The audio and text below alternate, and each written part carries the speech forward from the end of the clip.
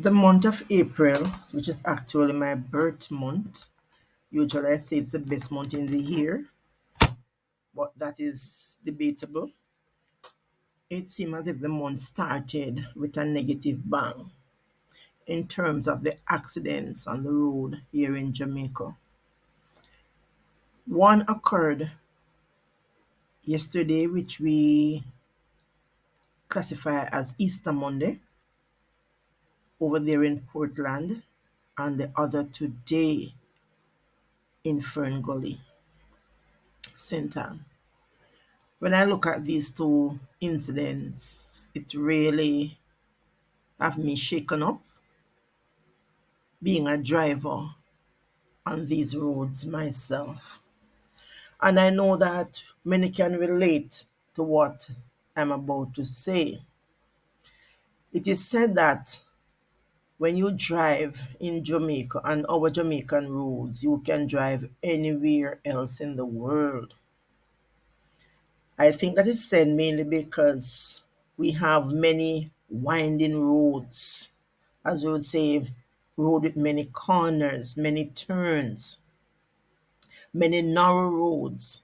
So if you are not able to maneuver your vehicle well, you can be faced with a lot of problems on these roads. As a woman driver, I am intimidated daily. Well, many try to intimidate me daily on the road, but I'm not intimidated. I know my road code and I live by it, taking extra precaution. Many times there are some drivers, the way they speed, I have to ask myself, where do they see road to speed like that? I have to ask myself if they really know that speed kills. My understanding is that when the vehicle is going at a certain speed, when it's going very fast, the vehicle become light. And if the vehicle has become too light, that is when I think it will get out of control. You can correct me if I'm wrong. When you are in an airplane, I have noticed that most times, if not all, for the airplane to, as we say, take off, it has to run down the runway at a certain speed and then it lifts off. It is my own assessment of it that maybe the pilot is trying to get the plane at a certain speed so that it will be much lighter in order for it to lift up. So there I am thinking that when the car or whatever motor vehicle it is or a motorbike or whatever and it is going at a certain fast speed, it becomes very light, and that is when it will get out of control. Now, you can correct me if I'm wrong. So, when I see drivers on these roads, they are driving at such speed, it is scary. The taximans, but not only the taximans, I'm not targeting the taximans. Most drivers on our Jamaican road with some of these fast cars are driving too fast. When you are driving at a moderate speed, you are better able to control the vehicle, right?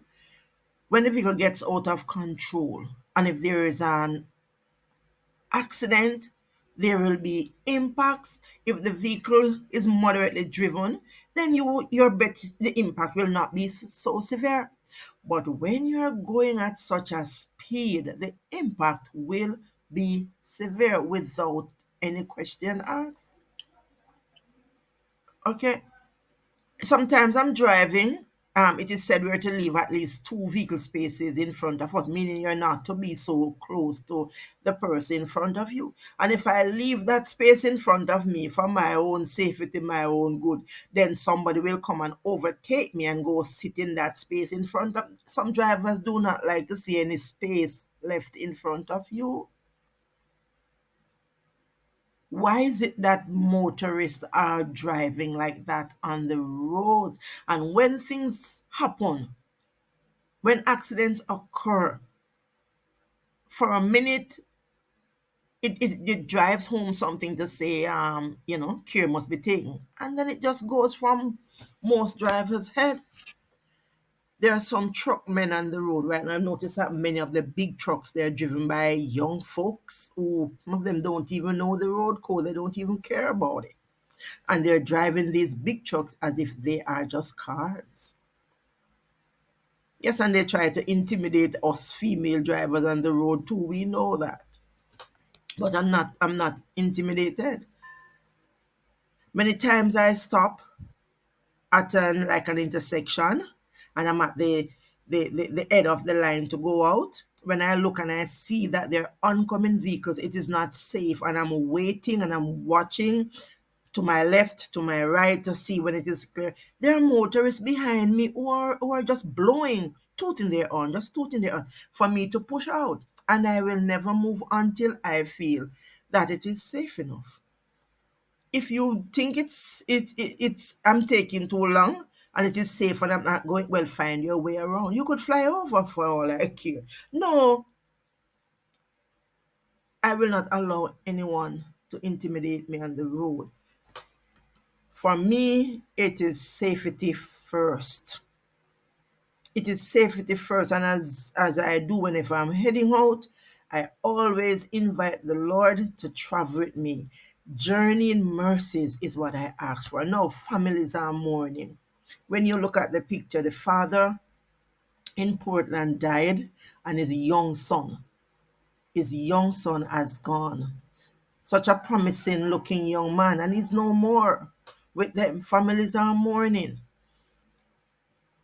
Families are mourning. And that incident, when I look at the news, what happened is that the car, because it was speeding, the car flew off, well, flew off the road, or let me say, ran off the road and ended up in someone's house. The occupant of the house was so scared.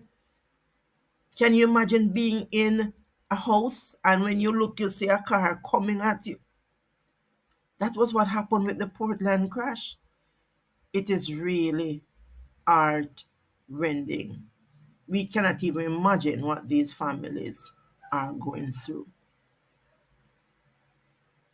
Again, I listened to the news about the other crash which occurred today at the entrance of Fern Gully. Now, in many parishes there are roads that have that needs to be like repaired and so on. But what I know of these roads, like in Fern Gully and so on, there are roads that can be driven on with good asphalt and so on. Many of our drivers, when they see that, it's as if it prompts them to drive. Well, when I listen to the news, this incident that occurred at the entrance of Fern Gully, occupants were traveling from Kingston to go on a beach trip. They did not get to the beach. It is said that the van man was driving fast and he was spoken to by passengers. And well, you know that if you're traveling many times in a public transport and you notice that the driver is driving too fast, and you tell them, some of them will press more and disregard what you are saying. But in this case, it is said by one of the survivors that the driver actually listened. The driver actually listened. But by the time he tried to apply the brake, he noticed that there were no brake, and the vehicle was just swinging left to right until it got out of control. It got out of control. And it getting out of control crashed into the embankment. They said that the survivor said that he tried his best to save the day, but it was too late. And the lady in the picture here actually, she actually died. The husband is so distraught. He said he does not know. They were together for like 31 years. He said moving forward, he does not know how he's going to be moving forward. He said he doesn't think he has long to go. He also said he had to sleep in one of her nightwear in order to get a little sleep. He could not sleep. He has been around her mostly all his life, so to speak. So one family right there is distraughted. One family is down. I am imploring the drivers to take care. Do not drive us to show your motion, to show what you can do on the road. Right? Now, one of the survivors of the incident at Ferngully, she spoke about what really transpired, and she's actually the sister-in-law of the woman who died in the bus. Listen how she speak to us about what really happened. Condolences to the family. The driver, because we went down smoothly. So things were going on smoothly. Up until he said he couldn't find the brakes. Yeah. Oh my. Whoa. No. When I see the bus landing into the wall, I say, yes, this is it for me. This is it for me. But when the bus crashed down and I see that I can't move and come out, the only problem I have was I have a terrible chest and back pain and my hand. Yes. And when I'm told they cut on the side, that's all the pain. But when I did the x-ray and them said the chest was okay, so everybody broke, everybody's still in the hospital. Kayla is the most serious one. 8 going to 9 next month. But she's at the Bustamante hospital now. And one next girl named Renee, she's serious. Them going on Kadeen. They live round about them, so they're going to take her to the university hospital. Well, I thank God that I'm still alive. It could be worse. But the driver did his best because he tried. If he didn't do what he did yesterday, all of us probably would be dead. He did his best. He tried. Because you were there right beside him. Yeah, even when he was pinned down into the bus, he turned to me and said to himself, Mommy, everybody all right? Everybody all right? I'm going to say, yeah, everybody not all right, but them damaged. You understand? Yeah. Even when him pinned down. And after them start taking out the children in front of the back, them have to turn over the bus to cut him out of the bus. Bus didn't turn over. But after everybody come out and was on the ground, them turn over the bus to cut him out. Oh. Have some broken ribs and so in the hospital. Probably going to turn vegetable. Yeah, that's what the doctor said. God have mercy. Oh boy. What was the last conversation you had with your sister-in-law? No, we were joking and laughing at the time in the bus. She was saying when she heard about the trip, she was the first person that said she going. She going, and so I said yes. That's the last time I talked to her. And I even give her some water before on the bus. She do some domestic work. Very sad, very sad. Very sad. Everybody is mourning because everybody knows. And these people not a set of troublemakers, so everybody knows. Everybody mourning. Yes. Especially my brother. My brother is such a nice man. Lose that brother said he can't get a next woman like she. She's so nice to him. Eric Garden. Mr. Gordon, you were in that crash yesterday? Yes. In Ferngully? Yeah. And you lost your Wife, Susie Thomas. Are you together with 1 year old for. Yeah, my daughter 28 already before that. Right? So I feel that I go too far. Anytime I go to that she say, I'm not say she know I feel away bad. She know everything for me. I can't go fireside again another time. I can't go to fireside at all. And I can't eat nothing, I can't have daughter, I can't even wash clothes and that stuff. I'm love her, I'm going to bed. I'm planning to marry her now. I'm there. I think that this come up because everybody asks me, I'm not married her, man. I can't live so long I'm not married her. Understand? But I miss her. I had night enough to sleep last night. Yeah, man. Couldn't sleep, none at all. Couldn't sleep. Every minute I wake up. I miss her, I miss her. But I tell the driver, slow down, because by the time he start slow down, he signs him now find a break. So he try to bank it to the corner, and bank it to shield up on there. And it just like the glass on the wall, the car looking at her head.